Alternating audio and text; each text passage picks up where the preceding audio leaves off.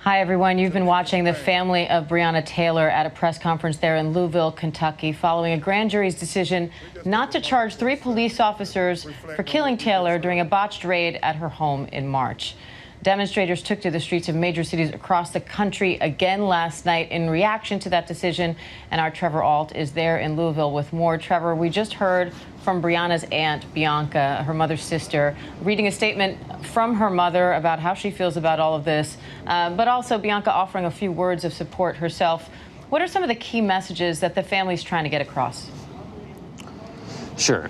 Diane, I think the most actionable demand that they're making at this press conference is they want the transcript from the grand jury to be released in that decision-making process, not to charge any of those 3 officers in the death of Breonna Taylor. They say that in the previous grand jury that was instituted in the discussion of Breonna Taylor's boyfriend, Kenneth Walker, possible attempted murder charges, that grand jury transcript was released. So they say the same thing can happen here. They want to know whether or not the Kentucky Attorney General, Daniel Cameron, fought to get charges for Breonna Taylor's death because they feel that the state attorney general, Daniel Cameron, did not fight for them or fight to get justice. So that's the main message here, on top of the fact that they're going to continue demonstrating. They have a very large coalition, and they say that they have support from black families across the country who have lost family members at the hands of police. They say that they've heard from the family of Eric Garner and Botham Jean and Tamir Rice and Trayvon Martin all across America, and they're going to continue out here fighting for justice. But Diane, the thing that they want to happen right now is they want to hear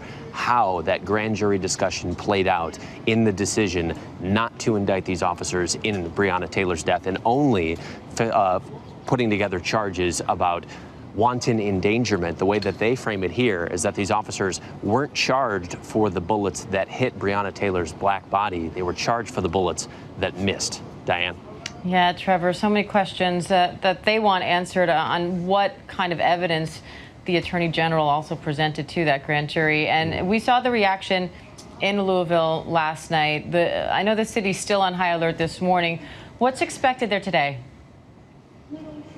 Well, certainly more demonstrations. There is a massive protest plan beginning here tonight at 5. Last night's protest crowds were even larger than the night before, and I think the anticipation is they'll be even bigger tonight, given that it is a Friday night and they've had days to now organize.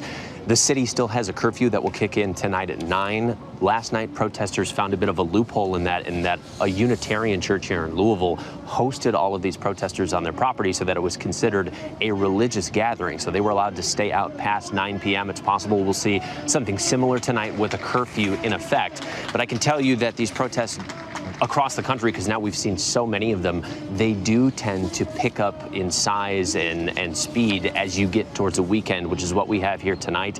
Louisville is planning for that. Still all around downtown Louisville, a lot of these businesses and windows are boarded up.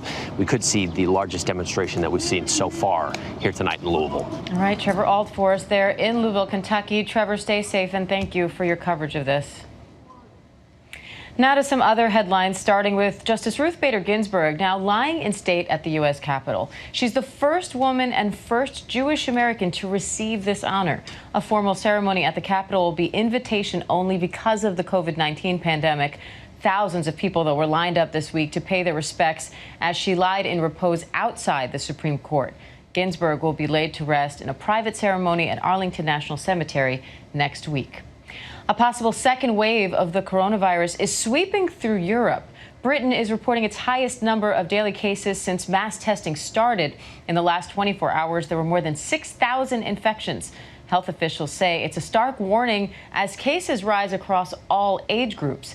In Spain, new cases have surged to more than 10,000 a day. France also reached a new record high this week. City leaders across Europe are instituting new restrictions on gatherings to try to help slow that spread. And French terrorism authorities are investigating a knife attack in Paris. At least 2 people were injured and at least 1 suspect has been arrested. Our Maggie Rulli is in London with the latest on this. And Maggie, I know this happened near the former offices of the satirical magazine Charlie Hebdo, which was the site of a 2015 terror attack. Is there any indication that there could be a relation there in some way?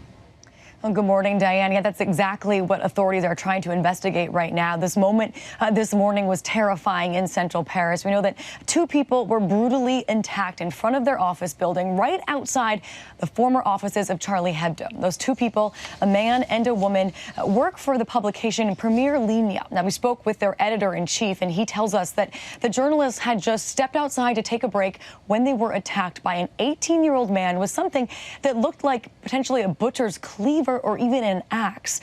Now, he says that the 18-year-old then struck the woman in the face before trying to hit the man in the neck, but the man was able to defend himself. It was then that someone from another office building came over, was able to chase the attacker away to the metro, and that is where police finally detained him.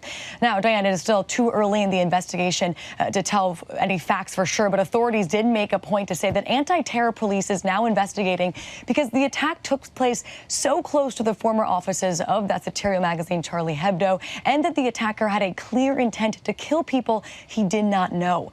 Now, we also know that right now we are in the middle of the trial for accomplices to the previous attack of Charlie Hebdo that killed 12 people 5 years ago. That trial began in Paris last week, and since the start, the staff at Charlie Hebdo has said they've received many death threats as well. So, Diane, as we follow this story from this morning, it also is just an all too scary reminder of what happened there 5 years ago, and also a reminder that many of the staff at Charlie Hebdo are still dealing with the ramifications of it today. Diane. All right, Maggie Rulli in London for us. Thanks, Maggie. And to the West Coast now, where a heat wave and gusty winds are prompting a new fire weather watch during what's already California's worst fire season ever.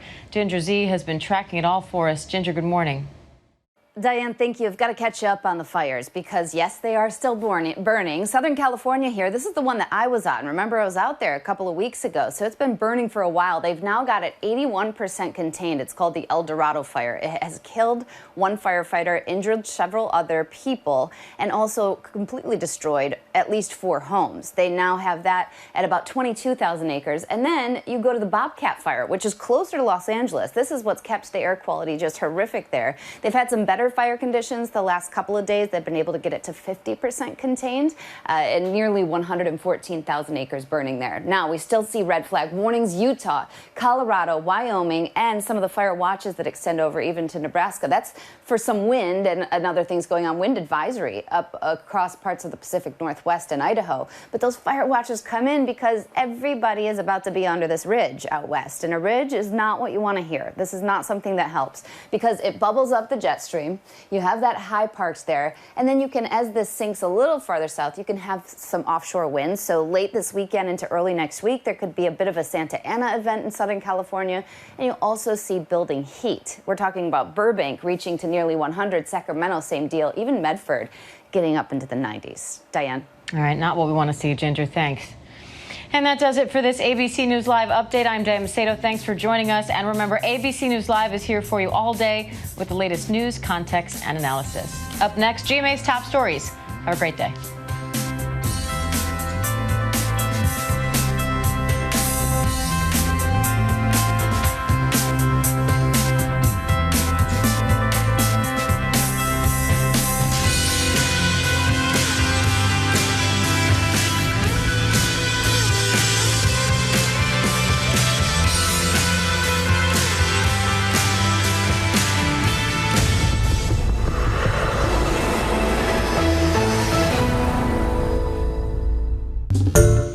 Hi everyone, George Stephanopoulos here. Thanks for checking out the ABC News YouTube channel. If you'd like to get more videos, show highlights, and watch live event coverage, click on the right over here to subscribe to our channel, and don't forget to download the ABC News app for breaking news alerts. Thanks for watching.